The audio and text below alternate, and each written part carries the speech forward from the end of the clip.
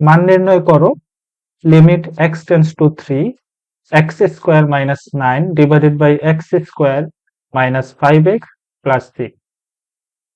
এই অঙ্কটি এখন আমরা সমাধান করব। Limit x tends to 3 x square minus, এখানে 9 কে আমরা 3 স্কয়ার লিখতে পারি, এরপর x স্কয়ার, এখানে x square minus 5x plus 6 কে আমরা মিডল টার্ম ব্রেকআপ করব।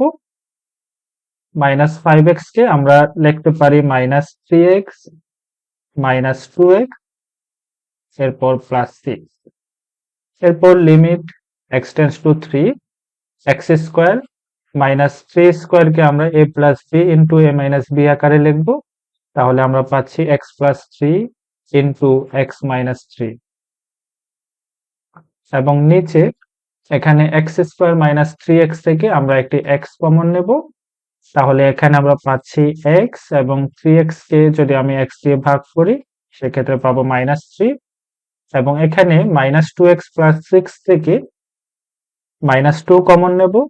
তাহলে আমরা এখানে পাচ্ছি x, এবং 6 কে যদি আমরা মাইনাস 2 দিয়ে ভাগ করি সেক্ষেত্রে আমরা পাবো মাইনাস 3।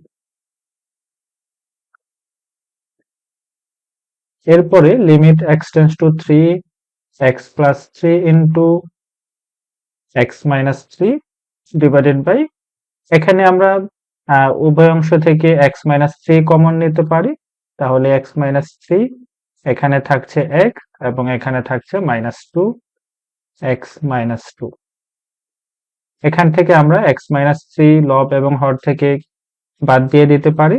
তাহলে আমরা পাচ্ছি limit x tends to 3 x plus 3 divided by x minus 2।